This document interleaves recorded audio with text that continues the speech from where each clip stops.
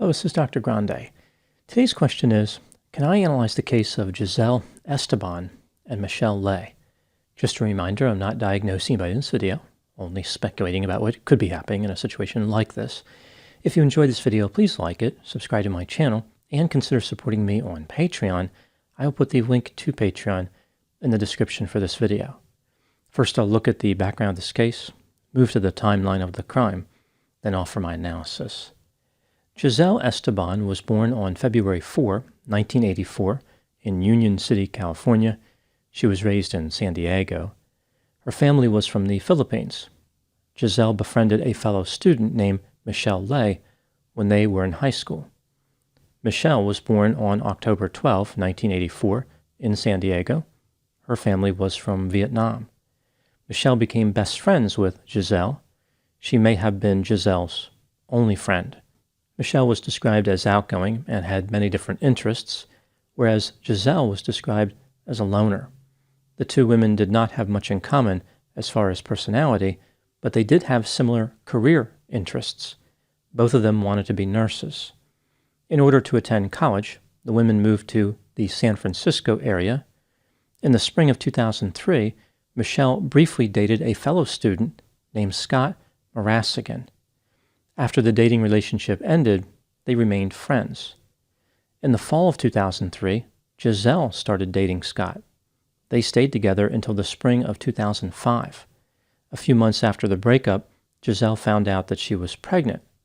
In October 2005, Giselle and Scott had a daughter together and decided to give their romance another try. They lived together for 3 years. Giselle dropped out of school and took a job at a daycare center.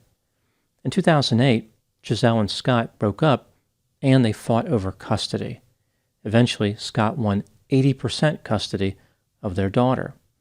Even as they were fighting, Giselle and Scott continued to have sex on occasion. Scott would later describe this by saying that he would backslide and have intimate contact with her.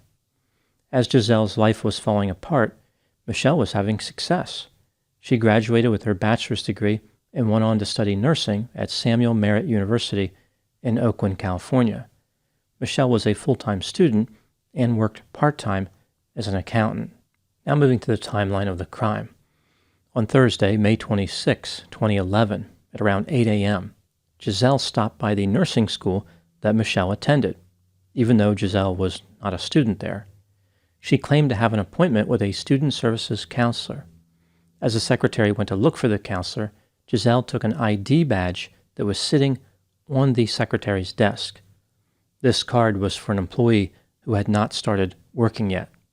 When the secretary came back and told Giselle that the counselor wasn't there that day, Giselle left. At 8:40 a.m., she used the ID badge on the campus, perhaps as a way of testing it. Later that day, Giselle returned to the campus and used the ID badge at various locations between 5:11 p.m. and 7:11 p.m. She was trying to access information about Michelle's schedule. Giselle had also made other efforts to find out where Michelle was. For example, she contacted a friend of Michelle's looking for her address. She contacted the nursing school, identified herself as Jamie, and unsuccessfully tried to obtain Michelle's phone number. And she called Kaiser Permanente Medical Center in Haywood, California a few times on May 26 and May 27, trying to get information about when Michelle would be working. Michelle worked as an intern at that hospital as part of her nursing program. On Friday, May 27, Michelle was working a shift in the maternity ward at Kaiser. This was the last night of her internship at the hospital and, as it turns out, the last night of her life. Not long before 7 p.m., Michelle went on a break. She told a nurse that she was going to retrieve cold medication from her vehicle. She had a white 2006 Honda CR-V, which was in the parking garage. Sometime after Michelle arrived at her vehicle, Giselle murdered her, probably with a knife. At 7:30 p.m., Giselle called the hospital, identifying herself as Michelle, and said she would not be returning to work that night. She called the emergency room instead of the maternity ward, so the message never made it to Michelle's supervisor. Giselle drove Michelle's Honda to a rural area about 15 miles from Hayward and disposed of Michelle's body. Giselle then drove back to the hospital. At around 9 p.m., Michelle's supervisor and a security guard walked out to the parking garage. They were concerned because Michelle had not returned to her shift. As they were in the garage, they noticed a white SUV driving up the ramp. The vehicle abruptly stopped, backed up, and sped away out of the parking garage. This was Giselle driving Michelle's Honda. She was trying to return it to the parking space without being detected. Frustrated, Giselle drove a half a mile away and left the vehicle in a condominium complex. As this was happening, the hospital staff notified the police. When the police went to the parking space where Michelle's Honda had been, they found blood on the pavement. It was eventually identified as belonging to Michelle. In addition, the police found Michelle's purse in a hospital break room. They knew that foul play was involved. The police used an anti-theft tracking system installed in the Honda to find the vehicle. There was blood on the inside of it, as well as the ID badge that Giselle had stolen from Samuel Merritt University. The police spoke to Michelle's friends and asked them if there was anybody who may have wanted to harm Michelle. Several of them identified Giselle as a potential suspect, saying that the two women were enemies. On May 28, just before midnight, the police spoke to Giselle. She told them that on May 27, she was at the hospital where Michelle worked to talk about medical coverage because she was pregnant. Giselle mentioned that she saw Michelle on a walkway to the parking garage, but did not have contact with her. It was just a coincidence. When asked about her relationship with Michelle, she said, "I don't know who she is anymore." She also told the police that Scott had sex with Michelle. Giselle blamed Michelle for destroying her relationship with Scott. The police asked Giselle if maybe she thought she had an argument with Michelle that previous night. Giselle responded, I don't recall. If I did, I would tell you." She said that Michelle was not her adversary, but was never a friend. The police were able to track Michelle's phone. It had traveled from the hospital garage to a rural area outside Haywood and back to where her Honda was found. Giselle's phone had been in the Kaiser garage on May 27. It was there for about 4 hours. Investigators decided it was time to talk to Scott. He said that he was not involved romantically with Michelle, and he talked about how turbulent his relationship was with Giselle. He mentioned Giselle had been diagnosed with bipolar disorder, and he filed a restraining order. The police strongly suspected that Giselle Esteban was responsible for Michelle Lay's disappearance. Their suspicions intensified after Giselle's DNA was found on the turn signal stalk of the Honda, and Michelle's blood was found on Giselle's shoes. On September 7, 2011, Giselle Esteban was arrested for murder, despite the fact that Michelle Lay's body had not been found. 10 days after the arrest, this would change when searchers found Michelle's remains. Giselle went to trial in October of 2012. Her defense admitted that she was the killer, but said that she was guilty of manslaughter and not murder. Giselle's behavior could be explained by her mental illness and her discontinuation of medication. Giselle Esteban was found guilty of murder. She was sentenced to 25 years to life in prison.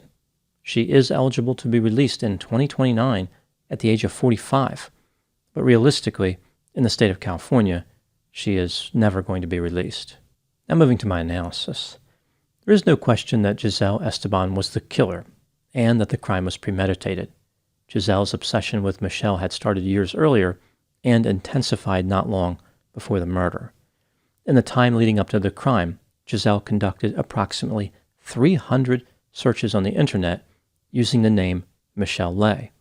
She also searched for phrases that indicated a less than friendly intent. For example, is there a certain chemical that can induce heart attacks without leaving a trace? How to find someone who doesn't want to be found? How to follow someone without getting caught? How to induce a heart attack? And where to buy potassium chloride. It would appear as though Giselle wanted to commit murder, but did not want to go to prison. After the romantic relationship ended between Giselle and Scott, Giselle became fixated on the idea that Scott and Michelle must have been lovers. Here are just a few examples of Giselle's obsessive and threatening behavior. In November 2010, Giselle accused Scott of having an affair with Michelle. She warned him to be honest with her or she would take both his life and Michelle's life. Giselle said, quote, "You deserve to die for your lies, as does she, and you will if you do it again. This is your last and final warning," unquote. In addition to being threatening, Giselle was being redundant. By definition, a last warning would be a final warning. I guess one could say that given Giselle's past history, it shouldn't come as an unexpected surprise that she would misunderstand the basic fundamentals of unnecessary repetition. She was absolutely certain that the end result of giving the free gift of redundancy would offer the added bonus of creating a safe haven. On February 17, 2011, Giselle met with Scott and threw coffee at him. Later the same day, Giselle texted Michelle and referred to her using several offensive names. For example, she implied that Michelle was a sex worker. Giselle then sent a text to both Michelle and Scott, which read, quote, "You two really do deserve each other. I hope you get what you deserve. You are both pathetic.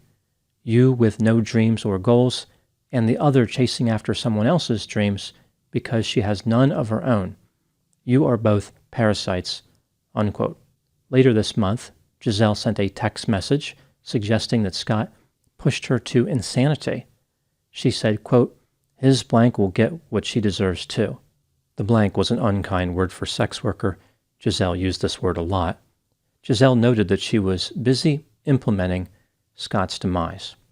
In March of 2011, Giselle sent text messages suggesting that Michelle had dug her grave by being a homewrecker and a sex worker.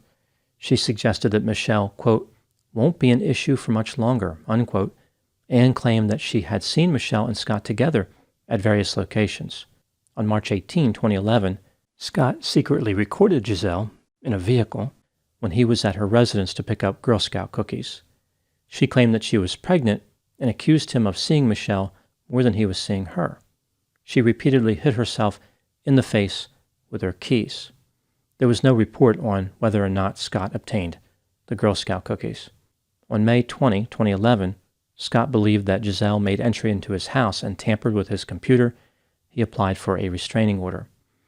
When considering all these behaviors and the other elements in this case, what do I think happened here? This is just a theory, my opinion. During Giselle's relationship with Scott, the fact that he had briefly dated Michelle really bothered her.